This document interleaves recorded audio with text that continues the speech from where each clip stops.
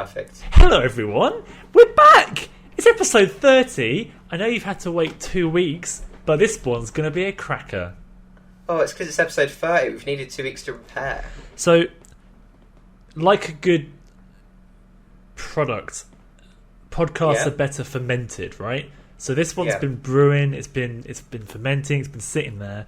We've got lots of meat to talk about, lots of juice. Lots of juicy meat. It's really nice to see you all. Oh yeah, for sure. Hello everyone. So, as we do at the beginning of every Sandbox, Jack has his water. In a fancy Chili's elephant bottle to keep it nice and cool. Actually, the bad thing about this bottle is it preserves the temperature so well that if you put lukewarm tap water into the bottle and then put it in the freezer, the outside of the bottle is nice and freezing cold, but the inside stays lukewarm. That's so funny. So, Jamie, what are you drinking? It's like the most over-engineered way of keeping your water at the worst possible temperature. Right. Cold tap. I've got a very special drink that I've been saving, actually, for this. Nice, very nice minimalistic label we've got here. So you know we're in for a treat because it's obviously by a very small company. This is called Rose Hip Saison. Very simple. Oh. By a brewery called Yonder. And it is a beer, a Saison beer, with rose hips in it. Very nice. And it sounds less strange than a lot of the beers you drink. I've never had anything with rose hip. Yeah, that is a bit different. Let's see. What did you have the other week? You had one that had like coffee and chocolate in it. Probably chocolate and cheese beer. Chocolate and cheese. That sounds absolutely disgusting. Marmite beer.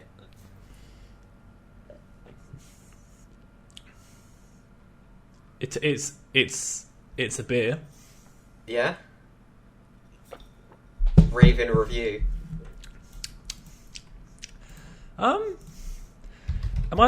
sec. I'm googling what's rose hip supposed to actually taste like here. Can you not tell if you're tasting rose hip?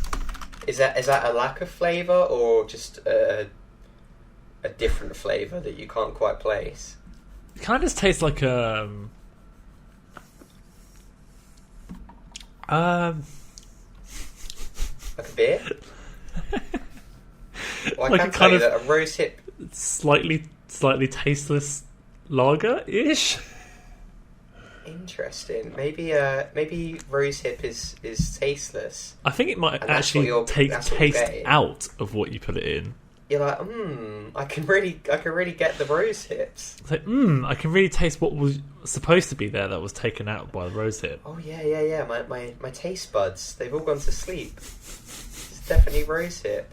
Well, I can tell you that rose hip is typically red to orange, but ranges from dark purple to black in some species. I just read that. Yeah. Thank you for... We're not reading anything. The colour of the beer does not suggest that, but... Interesting. Well, if my theory about rose hip is correct, that it just takes flavour away from things, I would like to try rose hip soup. Rose hip soup? It probably tastes a lot like my lukewarm water. Let's have a comment war down below, everyone. Yeah. Are we team rose hip or team rose... What's the opposite of hip? Pelvis. I was thinking uncool, but pelvis works for me as well. That's a different take on it. Oh, I was thinking like neck. Are you team rose neck or team rose hip? Please. Rose hip or rose nip? I like that too. Please comment down below. We have a third entry, rose nip. If you're a team rose nip, we had about 8 entries. We can add as many entries as we want. We're going to get hundreds of comments anyway. So yeah, there we go. I'd like to start. Where do I start? Where do we start? I think the most. So you'll have to bear with me, or us even. Mainly Jamie. So we're going to be talking about some very juicy stuff. Slightly outdated by this point, but still fun to talk about. Still worth listening to. There hasn't actually been much happen this last week, but there has been a lot of stuff happening in the last 2 weeks. So fair. That's why we left a 2-week gap. We can tell the future. We needed to let things happen. We planned from day one of making Opening Beta. We planned the podcasts. It may seem like they're coming out sporadically, but actually it was also that episode 30 could happen on this day. Oh, for sure. So Microsoft had an Xbox showcase. Yeah. Man. And they showed, alongside a few cases, they also talked about a lot of first-party games. Yeah. All of which, apparently, are going to be on the Game Pass. So all the first-party games that they showed are all going to be available for an extremely cheap monthly cost. And they are also all available on PC, which is sick. Yeah. And they also had, afterwards, they had a load of another announcements, which were kind of like random, which were like third-party things. Some of which were really, really cool. A lot of these announcements were pre-existing games that have been ported over, but not all of them. So we'll start off with the obvious one, Halo Infinite. Yeah. What do you think about Halo Infinite? Man, this feels like ages ago now. I know I shouldn't say that. I was mildly unimpressed. I don't want to sound like a PlayStation fanboy. I've never really been massively into Halo, so I feel like I can't really, give a very good impression, because I think if you were like a Halo fan, you'd be really excited by this. And I saw a lot of people were. But I don't know. To me, it looked kind of generic. It didn't look too exciting. I thought there were much more exciting things shown other than Halo. I thought the game looked kind of fun. It looked kind of zippy. I like the look of the combat. It was quite unique. I've never owned an Xbox, so I also have never gotten into Halo. Yeah, it's always been a play at a friend's house game. Exactly. Yeah. Yeah. I kind of want it. It's on Steam, which is crazy. Yeah, I mean, that blows my mind personally. I think the fact that Halo is on Steam is ridiculous. I know, obviously, they've already released older games on it now, but I wasn't expecting them to put Infinite on there. Day one as well. Yeah. What time to be alive? I'll probably. I actually kind of want it. They said that Infinite is a good stepping in point for newcomers. Fair. So I'm down. I'm kind of ready to give Halo a spin. Interesting. First foray. Interestingly, the multiplayer mode is free, which I think is pretty cool. So you don't even have to buy the game if you just want to see what the shooting's like. You can just download it for free, the multiplayer section. Oh, that is very interesting. I mean, I'll probably do that then. Yeah, you might as well. Free. Yeah. I think the single player is a semi-open world game though, so the single player is a big beast. Substantial. Yeah. Yeah. Yeah, that's fair. I mean, I don't know. It doesn't really massively interest me. Maybe if it was on sale, I'd pick up the single player. But I mean, multiplayer's free. I'll probably just jump into that. You can play some games. Yeah, exactly. Milk this cow. I don't think either of us have much to add to that because we don't know much about Halo. And not for Halo specifically. The next game I want to talk about, I think, will be even shorter of a discussion. Yeah. Fable. A new Fable game has been announced with the name Fable. I'm assuming they're going to change that when it comes out. But Fable working title. It might be like God of War. It probably will be, actually, won't it? It's been quite a while since the last Fable game, so... Like a reboot. They love doing that, don't they? Give it the first name. Call it Ghostbusters. So, obviously, I've never played Fable, having not owned an Xbox. As you said before, I've played it around a friend's house. Yeah. It looks pretty cool, Fable, like as a franchise. I'm quite interested in it. Yeah, Fable's kind of similar to me than with Halo, but I always much preferred Fable because, I mean, for me, I'd never played anything like Fable. I don't know. For Halo, I was like, I've played other first-person shooters. Can you describe Fable to me? Because I can't really remember much about it.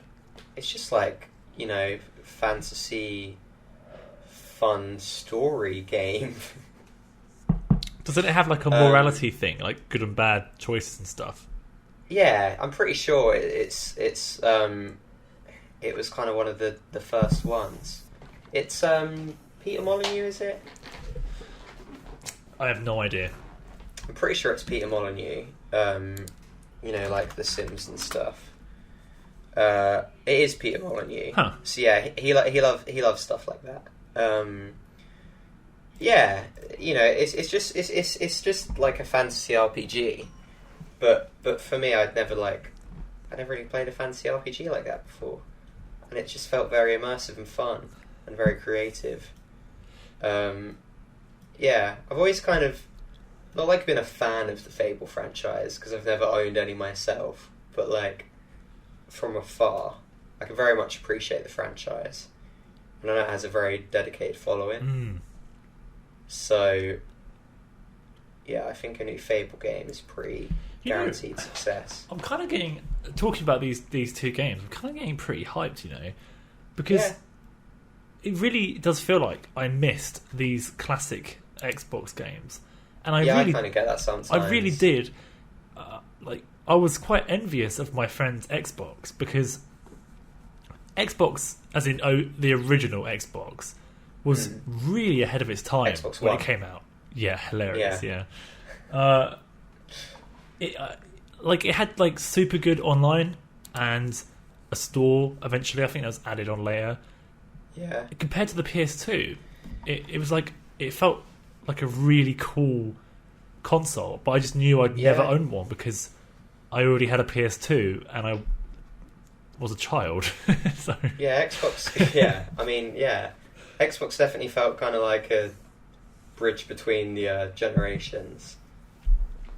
I remember like I think being more shown so than Halo and being like really, and the fact that you could play split screen multiplayer as well. I remember being like really impressed by that. It's pretty cool. Yeah. Yeah, no, yeah, I don't know, it's kind of weird. You kind of hang out in different gaming circles and then just miss things that are wildly popular and you just don't really have much to do with. That's kind of me with most of Xbox throughout history. But yeah, I mean, yeah, I played a lot of them around friends' houses. And Fable was always one I've really enjoyed. And I was definitely more excited seeing Fable than I was seeing Halo at the Xbox event. I enjoyed watching Halo because it's actually gameplay. I don't get excited at all. There's one exception to this. Yeah. But generally, I don't get excited for a cinematic with no release date. And I mean, it might not be a working title, but just calling it Fable didn't get me hyped. It's kind of like, it's nice to know, but I kind of assumed they'd be bringing it back, honestly. So the exception to that rule is anything from Nintendo. Like, it doesn't. That's oh man. They can be as, you know, obtuse as they want with their reveals. I'm always going to be hyped. New Mario game. Yeah, like, see, for me, I was going to say, for me, that was the Skyrim trailer. It was no gameplay, just a dragon attacking, and then people running around screaming, and then Dragonborn walks over all badass, and then Dragon roars at his face, and then it cuts to Skyrim. Oh, I was, what a reveal! oh wow! You know, we were like 11 or 12 when that happened. When that first release, yeah, we probably were. How crazy is that? So when the game came out, we were like 13, 14? Yeah, something like that. Yeah. So yeah, the trailer would have been a bit before. Wait, yeah? 13, 14? Yeah, I guess so. Yeah. I don't know how old I am now. I always forget how old I am. Yeah. Sometimes I'm like, oh, I'm still young. And then depending on my mood, sometimes I'm like, oh, I'm really old. I'm really old. Yeah, someone ID'd me the other day and they were like, how old are you? And I was like, Jack. I was like, wait, how old was I when Skyrim came out? Jack, that Skyrim came out in 2011. Yeah. So 9 years ago. Yeah. We were 14. Yeah. There you go. I remember We got it right. That's one of my permanent memories. I'm playing that for the first time. Getting we talked about this last week. Yeah, we did. about the opening screen. Let's not talk about that again. Oh, it just pulls you back in. Let's talk about. Let's go back to how you forgot how old you were. Yeah. That's like the number one most suspicious thing you can do if someone asks for your ID. Like, how old am I? Especially when you look 16 like I do. 16 at a push. I look about the same as I did when Skyrim was released. I've probably already told you this, but one time me and a friend we were at the Gadget Show Live. Oh yeah. And they had a PlayStation 4 booth before it was out. And we went in there and they ID'd us because we had to be it was on a 16 or I think it was 18. We had to be 18. Yeah. And we weren't. We were like 17, I think. It was stupid. And they said, no, you can't. The guys at the door were probably like 19 as well. It was really annoying. And then we walked away, waited like an hour or two, and then memorised our date, the date of our birthday, or like a pretend birthday in our head. Came back.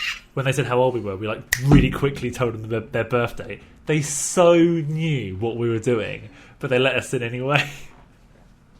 It was like 3 minutes later and it was the same guys. It probably was, honestly. You walk over in fake moustaches. You stood on his shoulders and put on a trench coat. It's like Vincent Adult. There is no human alive who is this tall. It's like, we know what you're doing. You're 9 foot tall. The trench coat isn't long enough. I can see your friend's hands poking out the bottom. Oh man. Oh wow. So the next Xbox game. So there was like other stuff.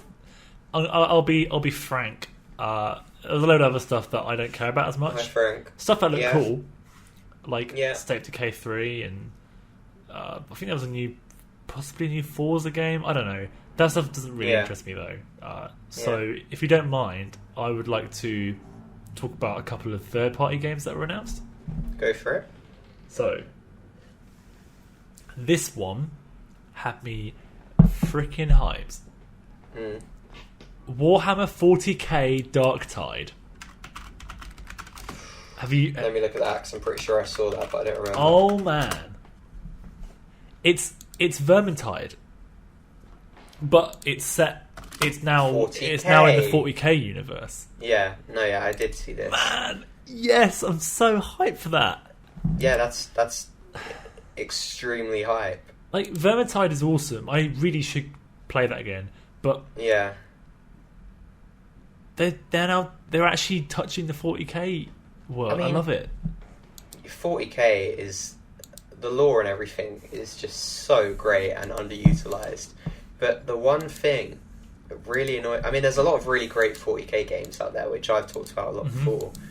But you know what they never fully utilize in 40k games? What's that? Tyranids. Did you say pyramids? Tyranids. Yeah, I don't know what a Tyranid is, Jack. I don't know what that is, I'm afraid. Oh, Tyranids. But I feel like I recognise it.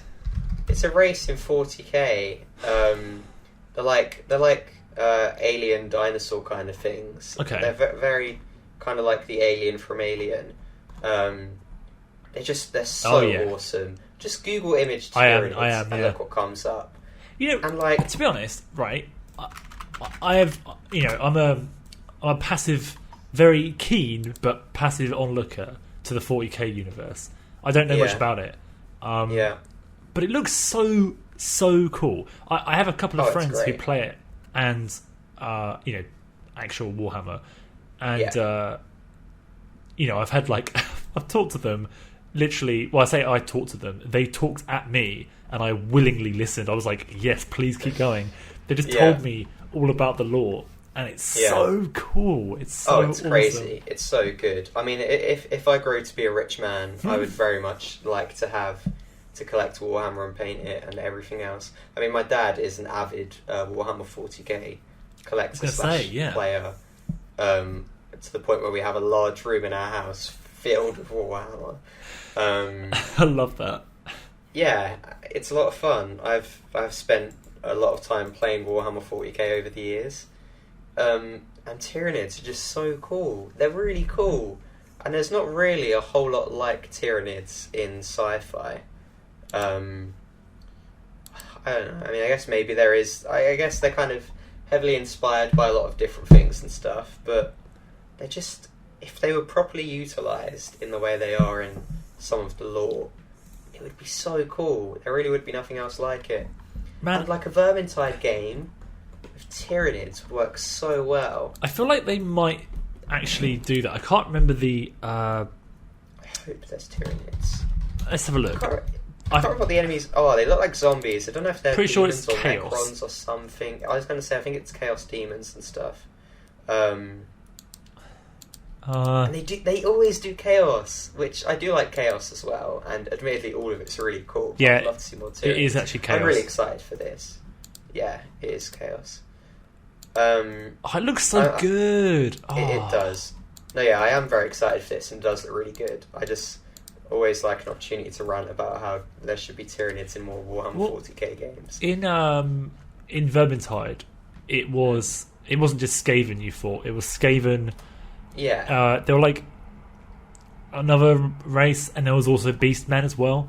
Yeah. So there's definitely an opportunity to... They probably won't, based on what I'm looking at right now.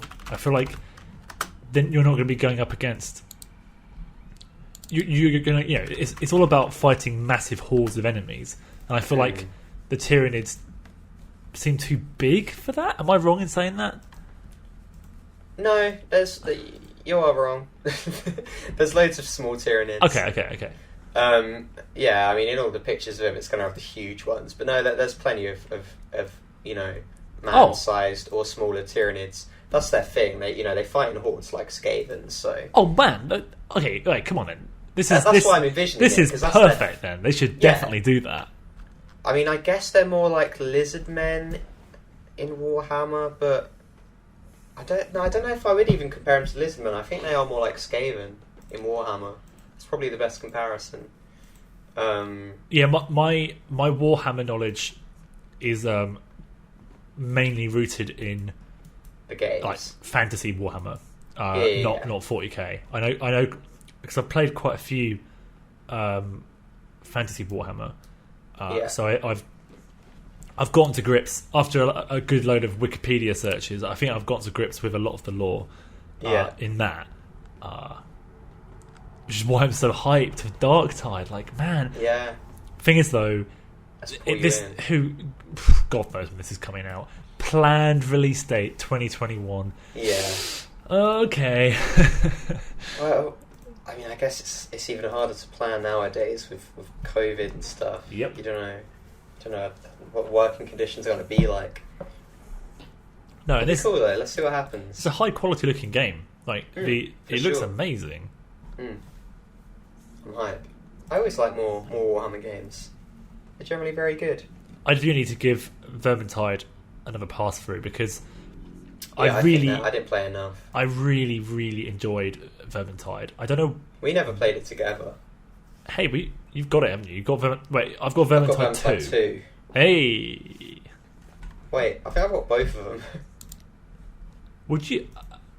Here you go, guys. We've got some podcast deviation here. We should play Vermintide 2. Like, please, can we do that? Because I would love to play that with you. Let's do it. I just checked. I do have both, but I've never played Vermintide 2. I'm assuming it's very so- similar to Vermintide 1. It's so good. Yeah, that's pretty hype. Let's do that. Expect that in an upcoming video.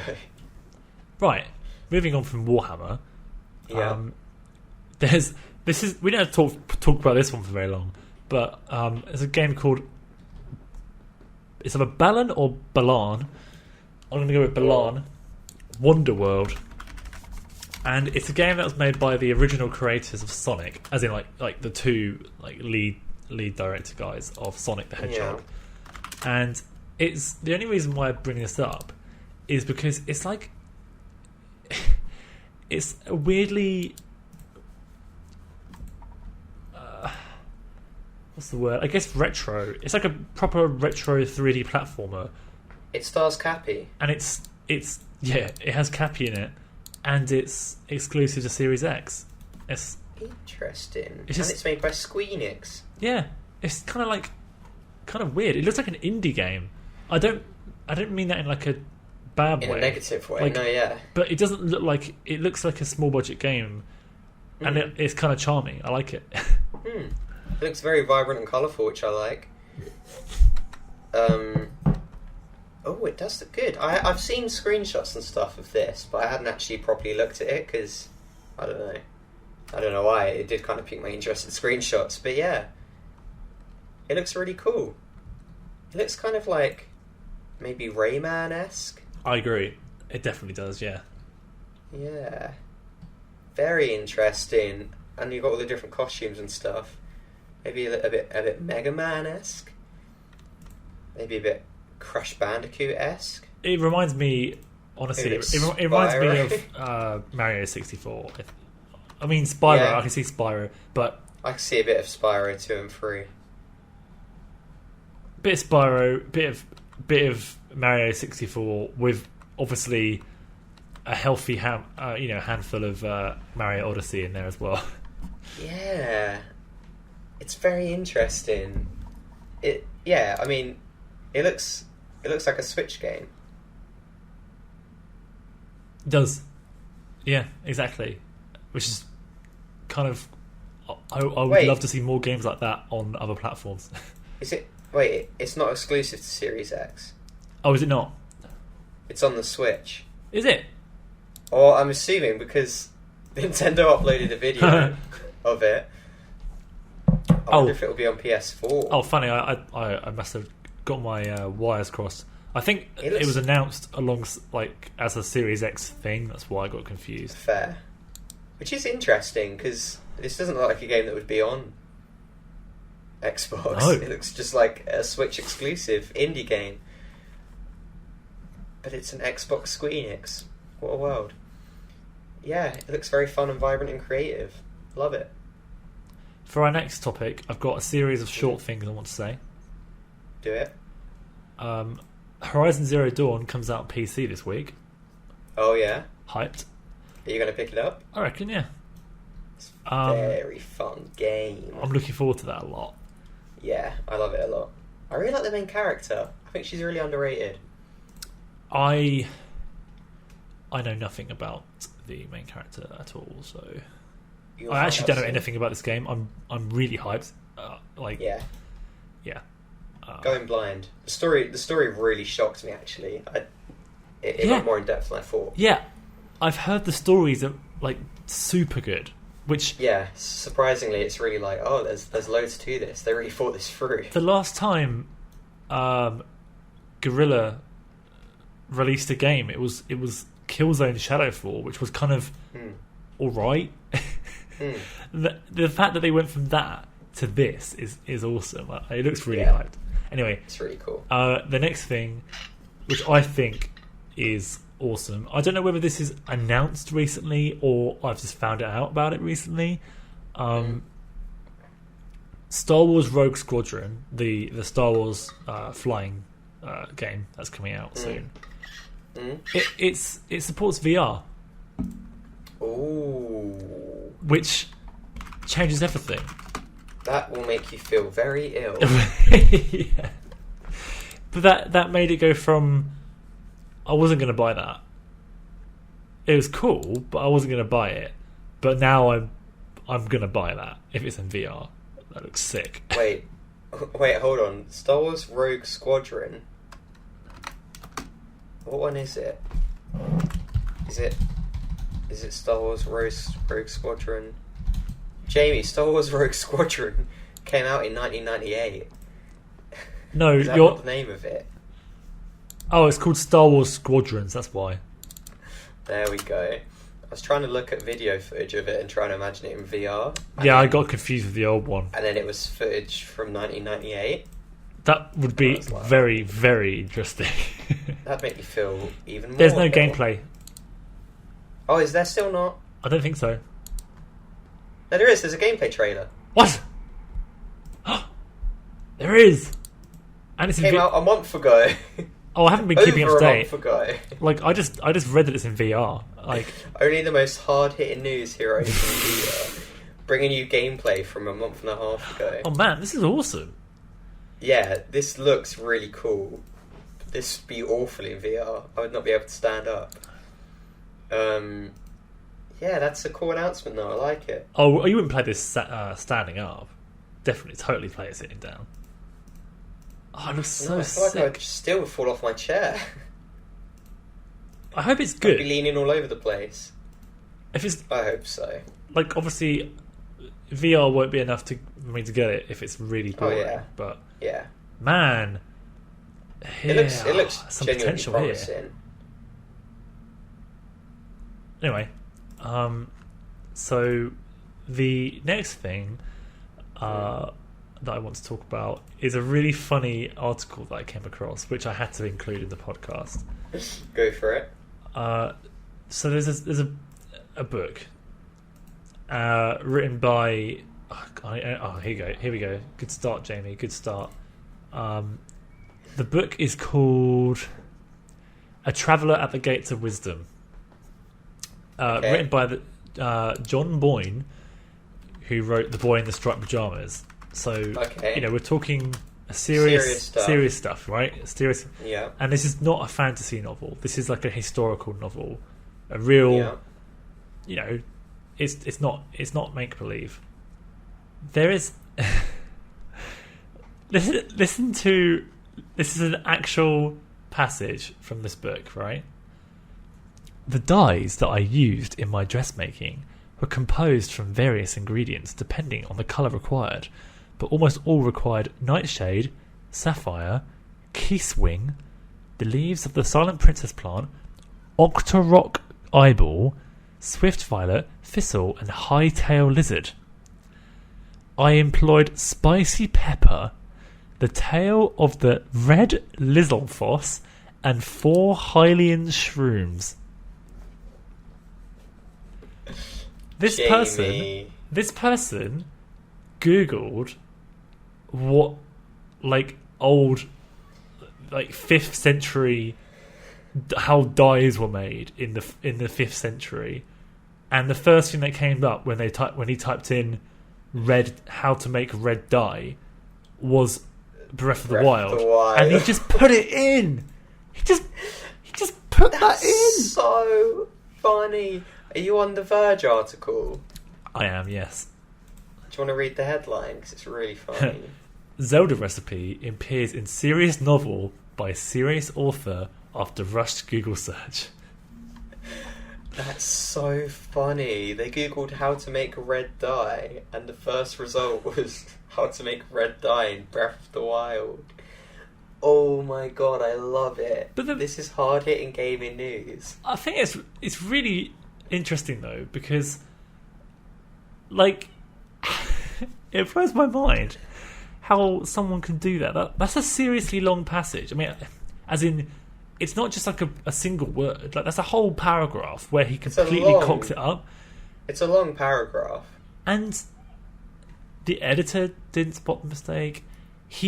I'm surprised that he didn't do more research. Based on the tweet that he made from it, he didn't even remember looking it up either. Yeah, so they must have just Googled it. You know what? I don't think that's that surprising. I feel like if you're writing a massive long book and there's something that's really it's not required. It's just like, oh, I'll add this fun detail for historical accuracy. Quickly write down what it says on Google. Just chuck it in. I don't know, man. I feel like, and I would never even attempt to tackle a historical novel, but if I was writing a historical novel, man, I got to make sure that it's all right. I don't know. I guess so. That is so funny, though. But like to the average reader, they're not going to notice that. Octorok eyeball in a red red dye. Oh, this is just old ingredients for a pie. And a Hylian shroom. Hylian shroom. That's some weird stuff to put in a red dye. Like, surely it'd just be berries. It's really funny. It's not even mushrooms. Yeah, I know. Oh, that's brilliant. That's really funny. But it's brilliant though because he was reading from like a guide. Oh, it's so brilliant. His tweet is really funny though. He's like, I actually think it's quite funny. I know. Sometimes you just got to throw your hands up and say, my bad, laughing emoji. Oh yeah, totally, yeah. Oh, John Boyd, what a man.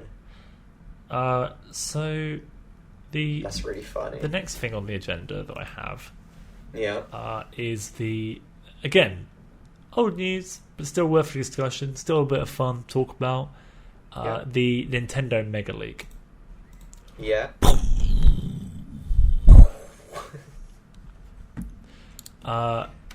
Loads of games source code were leaked. Did you see this? I didn't, but you sent it to me. This is a lot of games, including F-Zero, Legend of Zelda: Link to the Past, Super Mario RPG, Super Mario All-Stars, Link's Awakening DX, Star Fox 2, Pokemon Diamond and Pearl, Mario 64, Ocarina of Time, etc. The list goes on for quite a long time. It's actually pretty awesome. I don't know where the leak came from though. But what it means is that loads of weird stuff has come up that was never ever meant to be seen. There's a sprite of Luigi doing a middle finger up to the camera. I mean, I'm just scrolling through an article quickly and just picking out weird words like skinny Yoshi. Yeah. But it's so interesting though because it really shows you how it's a bunch of humans who make games. Yeah. And sometimes you become detached from that, especially when it's as polished as Nintendo. Yeah. But like, someone thought it was funny to make Luigi do a middle finger up, chucks it in there, knew that the player would never see it, probably forgot about it, and it's just this random floating thing that's just there. Yeah, it's really funny. It really kind of builds that connect. I mean, man, there's a Luigi character model from Super Mario 64. Oh man, there's a lot of stuff in here. Oh, yeah, I mean, it's insane. Oh, Skinny Yoshi is not good. I haven't looked at Skinny Yoshi. Oh, I wouldn't. There's actually a lot of Yoshis. There's like a million designs. They're all like all pixelated, obviously. Oh, Skinny Yoshi's disgusting. Oh my god. Oh god. It's really fascinating. Yeah, I mean, it's like you say though. It's just, it's just stuff people are working on. They think, oh, put this aside. Maybe we'll use this. Or maybe they even intend to use it and then just get something better later on.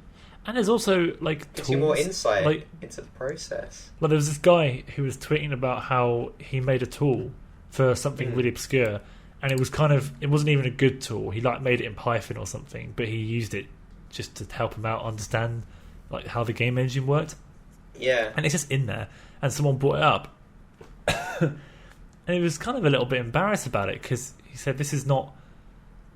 It's weird. It's kind of like a little private little note that he made for himself, almost. Yeah. So I wrote it in early C++ to teach myself the language. Where the hell have hackers got all this obscure data from? It's so interesting. It is crazy. It also really highlights that anything you create is there forever if it's on a computer. Yeah. Nothing can be deleted. this leak, I don't actually understand how this happened, because obviously there must be something linking it, because there's so many games and they're all different, completely different. So it must have been like, I don't know, like someone hacked like a database or like online rather than the games themselves, but something crazy happened to get this. Yeah, it's really interesting. I mean, it's a great archive of all this like just stuff that otherwise never would have been seen. Yeah, it's pretty crazy. What cool stuff in there. Find It'd be fun to just look through the whole thing. Sorry, you cut out there. I didn't mean to overtalk then. Oh no, that's fine. I was just saying it'd be fun to look through the whole thing and see all the weird stuff that they found. Oh yeah, I think it's vast. Like, yeah, it's huge. It would take some time. Yeah. Sorry, what were you going to say? No, the thing I'm hyped about is this opens the door for some truly insane, like mods, essentially. Yeah. But I say mods, but I mean like complete remakes of games using the game's engine. So yeah, I mean they've got absolutely everything. Yeah. So I'm hyped personally for Diamond and Pearl. Yeah, because I knew you'd say that. If you, I like playing ROM hacks of Game Boy Advance Pokemon games. So like Pokemon Fire Red ROM hacks, where basically people make their own game from it. But apparently, Diamond and Pearl were notoriously difficult. I think when they went to the DS, there was a lot more measures taken to stop people from hacking it. And I believe, it, except for this leak, up until the leak, it had been basically impossible to do anything too crazy with it. It was kind of, you could modify it, but it's still the same map and it's still the same, like, it was just kind of changing little bits. This means full on, do a lot more from the ground up. You can make like a sequel. You can go crazy, and people are totally going to do that. Great Pokemon Obsidian, Pokemon Neverite. Was Pokemon Obsidian a thing for you as a kid? Because that was a thing for me. What, as in something you invented? Yeah. No, that's really funny that I said that. Me and my stepbrother used to always fantasize about what the next Pokemon game would be, and we always said it'd be cool if they called it Obsidian. Is that because of Minecraft? No. Interesting. Didn't play Minecraft back then. I've just had a sudden memory that I've buried until just now. When I was a kid, I bought off of my friend. I have no idea how he got it. This is really weird to think about. My friend had a... it was basically a Nintendo DS cartridge, and you put the cartridge in, and it gives you like a menu, and it's got like 50 games on it or something. Yeah.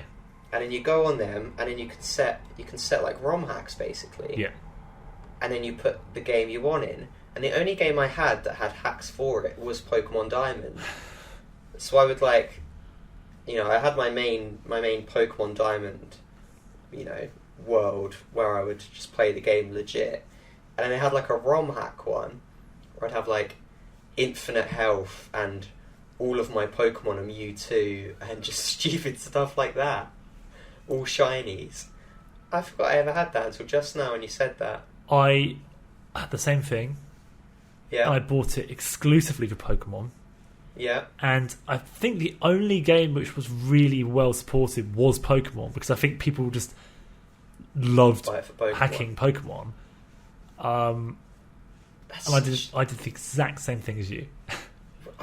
Where did I get that from? It was like very high quality. I bought mine from Amazon. It was called Action Replay. Yeah, that might even have been what mine was. Man, and that was the only game I ever did that with. Was for I think it was Action Replay. Yeah, Action Replay DS Easy. That is so bizarre. What a weird memory to suddenly have, and for it to specifically be Pokemon. I'm really happy that you've actually brought this up, and I'm happy that you know what it is as well, because I feel like I've never talked to anyone about the Action Replay I had. I was so excited when I got that. That was really crazy. I would do things like, obviously, I had to mess around with like infinite health and all that crap. But what I really liked doing was playing through the whole game. For example, so I always wanted there to be a challenge. So I'd have like a custom starter. So I made it so that the starter was random. So I'm like, right, okay. Or I'd do it where I would have my starter as a legendary, but I can't, like a level 2 legendary. And that would be my only Pokemon through the whole game. It was just this one legendary which I just leveled up. And it was so fun doing that. Yeah. I love you went a completely different direction to me. I made the game ridiculously easy. No, I was never interested. I did that for a bit, with duplicating rare candies. Yeah. And basically I just went through the Pokedex, and like leveled up loads of Pokemon to see what sort of moves they learn and stuff like that. Man, I think the action replay is the reason why I had so many hours spent on Pearl. Yeah, maybe me for Diamond. We really are two sides of the same coin. I don't know though. I did just play a lot of Pearl without the action replay as well. Oh yeah, same. But really funny. The action replay, it wasn't even. It just proves how good the game is. It didn't even have to be that much. All it needed to be was like the wild Pokemon were a bit different. That was enough for me to want to play the whole game from the start again. Yeah, for sure. I wish that was more of a feature. I would love a New Game Plus which just shuffles around the Pokemon that you catch in the wild. Yeah, that'd be so good. There's a lot we wish for from Pokemon games. Yep. Oh man. Next news. No more news. Jamie. Oh, can I hit you with a small tad of news? You can do a tad. More of a hot take, I guess. Ooh. I saw this topic on Reddit. So, the Avengers game. Oh, I know what you're going to say. Everyone's very interested in it. Not really, but so Spider-Man is only available in the PlayStation version, not in the Xbox version. So, despite the fact that no one was really interested in this game anyway, now a lot of people who are planning to buy the Xbox or planning to buy this game on Xbox are very upset because they're paying the same price for less content. What do you think about that, Jamie? This is the worst thing ever. Yeah? Not kidding. I would say there have been worse things. No. In the history of humanity. No. No. Ever. Okay. It's such a substantial amount of content that they're getting off. It's unbelievable. Like the game is literally the only, and I mean the only thing that is cool about this game is the fact that you get to play as the heroes. I still don't know what the game is. Is it like an action RPG where you switch between Avengers at different times? So bad. It's like Destiny. That's what this game is. Okay, that's the best description I've heard because I could not figure it out. I didn't know if it was like, I don't know, like Skylanders where different Avengers have different missions and you have to go through them, or I didn't know what it was. It's like, I don't think Destiny's a very good game, but it's like Destiny but worse. Fair. I mean, the gameplay I saw looked very uninspired. Oh, it just looks looked really weak. Boring. Yeah, so I don't think boring. I don't think people are going to be missing out too much if they boycott this game. Yeah, I mean, Spider-Man, he's just the most exclusive character ever. There's always fights for Spider-Man and what he should and shouldn't appear in, and oh man. Honestly, that is just such a dumb decision they made. Like, yeah. for real, even if I was interested, I actually would not buy this game if I was buying it on an Xbox or a PC. Yeah, genuinely, that is such a massive amount of content that I just am not getting. You're quite literally paying the same for less. Yep. So like, it is really bad. And I mean, stuff like this happens a fair bit. I remember a Call of Duty game. They've released something far later on. Like that was another big one, wasn't it? Yeah. I think it was a whole year later on Xbox and on PlayStation, or vice versa. Don't remember what way around, but yeah, it was like a map pack DLC, but you prepaid for it basically. Wasn't it like more? Wasn't it like zombies? Oh, you might actually be right. I feel like it was something quite substantial, and it was like unbelievably bad how much they were delaying it by. It might have been multiplayer maps and zombies. I might have undersold that. But yeah, same sort of principle anyway. But releasing the same product on two different things for the same price, and then just stripping content from one of them for no reason. Releasing DLC at a later date is annoying as hell. But it's like if it's by a month, and that's my limit. Yeah, but actually, you're not straight up not including a really large part of your game. It is just as mad. That's absolutely mad. The first scenario, you're not taking my money and then not giving me exactly what you have classed as the amount of money that. Or the amount of content that money is worth. But the second scenario is doing that. You know what's hilarious? Yeah. They can't even go back on this either. Because it's clear they've clearly got some sort of Sony deal going on with Spider-Man. It's definitely Sony deals. But what I don't understand though is that Sony don't own Spider-Man in video games. I mean, maybe they do. But he was in Ultimate Alliance 3. Yeah. A Switch game. Yeah, but maybe you've just got maybe it's just Sony's discretion sort of thing. Maybe they just get a say in it. True. And then it's true. We'll have Switch, but we're not having Xbox.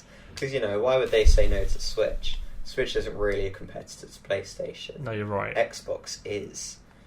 Maybe Sony... I don't remember, which is annoying because when all the Marvel stuff was happening, I did a fair bit of reading up on the rights because it's all very confusing. But I don't remember how far it extends to video games. Obviously, to quite an extent because, Spider-Man's a PlayStation exclusive. God, imagine playing Spider-Man on a PlayStation and then playing this Avengers game. Yeah. Wow. Like, as Spider-Man. I know we're being very presumptuous, but this game just looks bad. Unique. I mean, let's be honest. There are very few times when a game that looks bad ends up being good. That almost never happens. Like you can tell. There are plenty of times when a game looks good and it ends up being bad. But you can tell a game's not going to be good by this point. Yeah, I can't think of a single example of a game that looked bad and was good. Yeah. So I think we've scienced that one. Yeah. That's that news. Oh, I like that. That was a good hot take, actually. Yeah, I thought that was worth talking about. And on the subject of things being bad or good, I do think we should shout out the entire concept of the Xbox Game Pass because it looks extremely reasonable, unlike Marvel's Avengers video game. And it really it's a good step towards subscription gaming being something I would consider a positive thing. I am more and more inclined towards subscription models for games. Yeah, and I mean, like a year ago, we had this discussion on the podcast, so we were both very against it. So yeah, you're right. Yeah, yeah, I just feel it's changed. I feel that there are some games which I actually do want to own, and they're the ones that I always come back to year on year. And I know that if it was behind a subscription model, there's a good chance it would be taken off at some point. Yeah. But there are so many games that I wish I could play where they come out and they're just a little bit too expensive and I'm not interested enough. But I still wish I could play it. And then time goes by, it goes on sale, but then I'm kind of not actually interested at all at that point. Pretty much the Assassin's Creed scenario we talked about last week. Exactly like that, yeah. Yeah. Yeah, what? Or I feel 3 like weeks ago. Game Pass on PC is, it's really cheap. Yeah. I'm probably going to... I mean, I could get that, and I'd get bloody... Oh my god. Yeah, I'd get Halo Infinite. But I'm looking at this now. Microsoft Flight Simulator, man. That's on Game Pass. That's solid. Oh. Yeah, I mean, there's a lot of good stuff on there. It's very exciting. There really is, isn't there? I might cancel my Amazon Prime and just play video games. I mean, yeah. I'm not even... There's so much on here. Yeah. I think... Okay, so I've had a look. I'm not sure if this is the whole list. It's kind of interesting because I know there's more coming. Oh, Subnautica as well. Yeah. You know, I might just get it like straight Right after this because there's actually enough on here for me to be interested. Yeah. Because it costs £1. What, for the first month? For the first 3 months, I believe. Ooh. Like, and then you can cancel it if you want. Yeah, that's pretty hard to say no to. Oh, wow. Oh, okay. Let's sold. Well, that was. See, if I'm sold that easy, I'm one of the 2 people on this podcast. Just saying, Microsoft. If I can convince myself that easily, think of how many people I can convince to buy Game Pass if you sponsor this podcast. Just think about that for a minute. Come on, Microsoft, we know you're watching. Yeah, I mean, £1 is very reasonable, and it's probably never going to be that again. So. Oh, it's been like that for ages, actually. They're always doing. They've been doing the £1 thing for quite a while. Fair. The only thing that genuinely puts me off, and it's a stupid thing, but the Microsoft Store really, really sucks, and there's no obvious way to play your games. It really sucks. Or just like the UI design. Yeah, there's no obvious library. It's not great, and I don't know why. Considering I've never actually looked at it. it's absolutely horrible. It's a total mess. If I would honestly, I would be quite put off if I was to say, right, that's it. Game Pass is my only. That is my way of playing games. Yeah.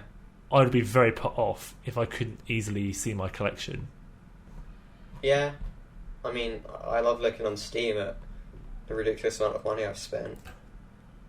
I can look at it with pride. No, but it's also it's the alternative to having boxes. You want to be able to look. Oh, yeah.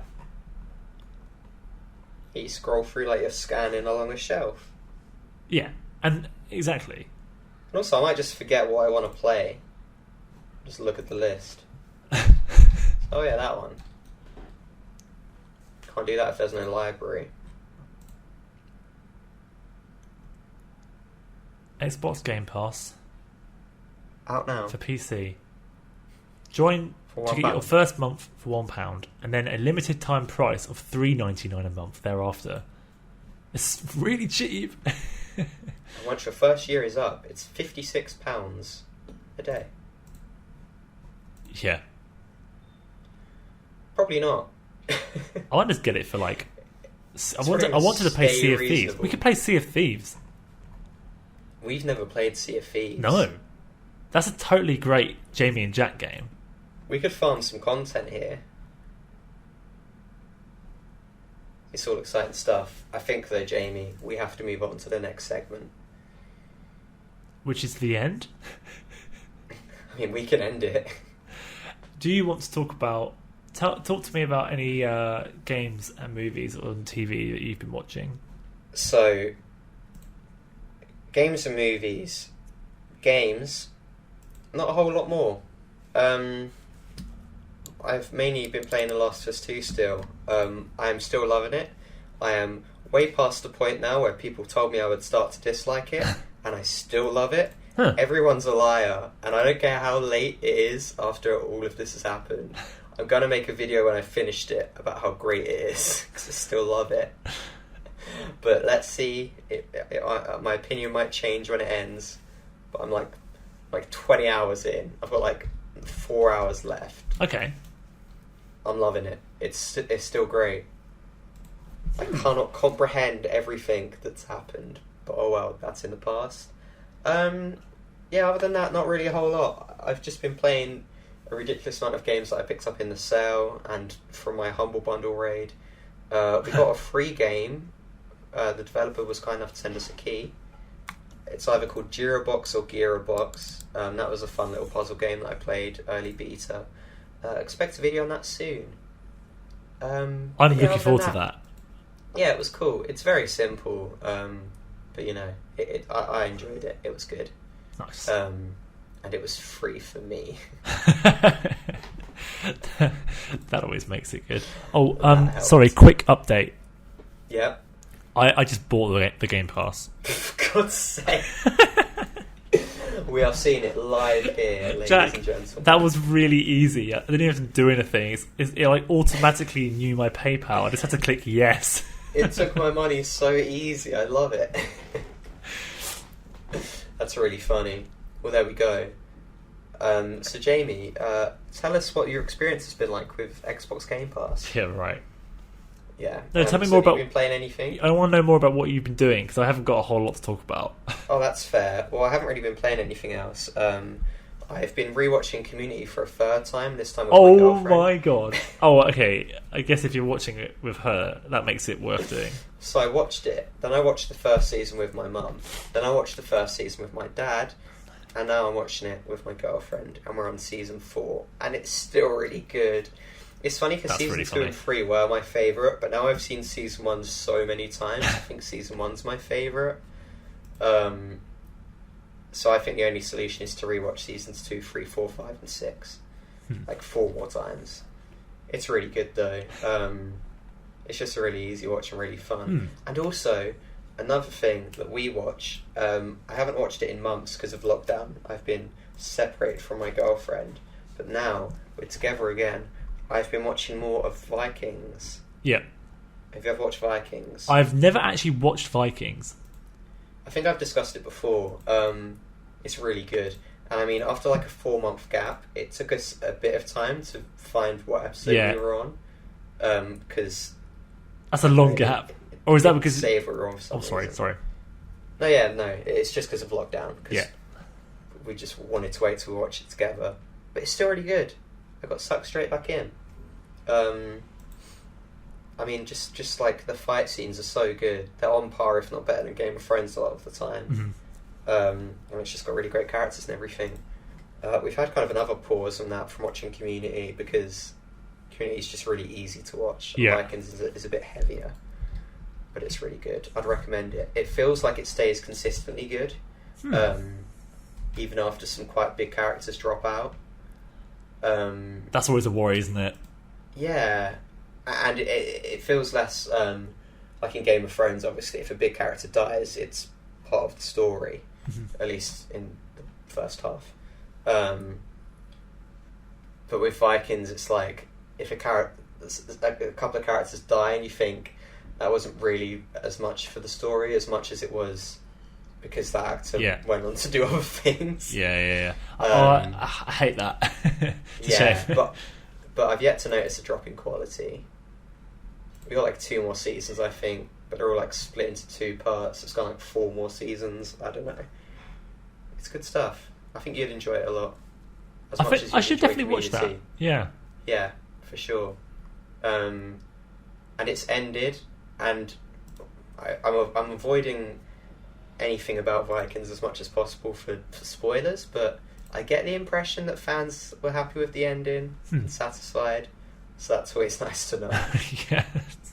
All right. Nothing worse than starting a show than hearing that it's got a crap ending. Terrible ending. Oh, great. Okay. Yeah. Oh, another show I watched that we watched together that again we haven't watched in months because we're waiting to be together again. Brooklyn Nine-Nine. Oh, cool. I should get into. I should have got into that. I never did. Yeah. It's not quite on par with like Community or Always Sunny or whatever, but yeah, it's just a fun, silly sitcom, and it's also really interesting because obviously it's about a police force, and they're currently creating a new season, and they're like, how do we make a show about the police? Like, how do we go about that in the current climate? It's a very light-hearted show. It's really interesting. I saw that actually. Yeah. And they have tackled topics about corruption and racism and police brutality and stuff before, but obviously it's so prevalent now. It's very interesting to see how they'll go about that. Yeah, it's always a fun show. Oh, and I also finished the latest season of Always Sunny. Ooh. It was far better than the previous season in my opinion. I think potentially Glenn Howerton's presence permanently might have been part of that, but yeah, I still don't think it's quite as good as the sort of golden age. Yeah. But it felt like an improvement, which was always good. Considering they've openly stated many times that they're going to just keep making it until they die. So it would be nice if that was a consistent quality. But it was good. And a lot of kind of meta humour about them just forever making Always Sunny. That's pretty funny. But yeah. I can no longer talk. Have you got any games? That was a good. Movies, you did good. You had a lot to update on, and I realise I have actually watched quite a lot in the last 2 weeks. That's good because my turn is going to be a lot shorter than that. That's fine. Yes. Still haven't finished Xenoblade. I play it like all the time. I just still haven't finished it. It's just a really long game. Yeah. So I've been playing that. The other day was playing Void Bastards. Oh yeah, you said about that. Which was very cool. I got it as part of Humble. Yeah. And it was always going to be a Humble game because I could see that I'm not going to be play it like that much. It's not really. Yeah. It's weird. I also got it on the Humble. It has. I think if it was a different, maybe on a different month, I might be more into it. I'm just not feeling that type of game right now. It's a bit weird. Yeah. Just not. I wasn't in the mood for it, which is a shame because I was really looking forward to playing it. And I finished it. So I'm like, not feeling it too much. I don't remember what it was, but I remember that month there were other games I was far more interested in. Yeah, definitely. Yeah. But yeah, like you say, maybe another month. And I finally got around to playing the Age of Mythology Chinese expansion, which I've never played before. Yeah. Because I got it for £1.50. That's crazy. And I mean, it's not worth that much. They sold it originally for like £10, which is insane. It's really good. I really liked it. Yeah. I watched your video on it. Loads of negative reviews on Steam, but naturally, really? Yeah, I think people were because for £10 it's just outrageous. Yeah, okay, that's true. But for £1.50, it feels reasonable. like a proper new faction. It's not. It doesn't feel half-assed at all. It feels really good. Yeah. So. Yeah, that's fair. I mean, you got to price things correctly, haven't you? it only took them like years to get it down to that price though. Like it's been out for a while. Yeah. It was cool though. Yeah. Yeah. That was that. And I've just been watching This Is Us. Oh yeah, what's that like? I really highly recommend you watch it. Oh yeah. Because and it's just like a good, it's like a really nice feel good show. It's also very sad as well. Not my sort of show at all that I'd normally watch. But I'm really into it. Yeah, very interesting. Yeah, I mean I always see it pop up on Prime. Has it ended? Quite possibly. I don't know. The most recent season aired like a couple months ago. Yeah, they released season 4. I wouldn't be surprised if they ended it because based on how the story is, I feel like 4 seasons is enough. I reckon, but yeah. Yeah, I mean I don't know a whole lot about it, but based on what I've seen, I feel like you'd want it to kind of be nicely tied up in a package and not just dragged on. It's very interesting. They talk about it. Basically, is the lives of of 3 kids and 2 twins, and then a pair of twins, and they've also got a third who was adopted. Sibling. And okay. It has a very simple, very, very simple premise of literally just their lives, with the kind of twist that they don't tell you the story in a strictly chronological order. They dip in between teenage years, kid years, adult years, and then they also have they go before that. They go into their parents and them as kids, and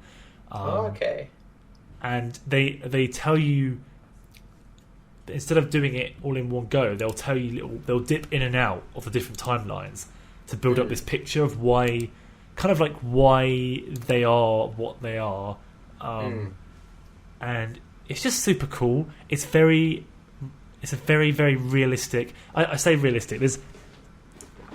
It's realistic to an extent. They have things that happen that are very stupidly unlikely things to happen, like coincidences. But they're not game changing. They're just kind of done because the writers couldn't resist the opportunity to do it. But that's fair enough. Yeah, that's that. Yeah. That's what I've been watching. It's a nice, easy watch. It's got Sterling K. Brown, who was in an episode of Brooklyn Nine-Nine, and Ron Cephas Jones, who played Ramiro in Mr. Robot. Who? Smash that into Google. Sorry, I smashed the mic there. He was in F Society. He was the kind of older. I think he grew weed in his basement. What's this? I can't believe it. Yeah. How did I not recognise him? Yeah. Yeah, he's a really prominent character in the show. He's great in the show. Yeah. It's a nice little watch. Cool recommendation. Oh wow, I forgot. That's so funny. Ramiro. There he is. There he is. What a world. Okay.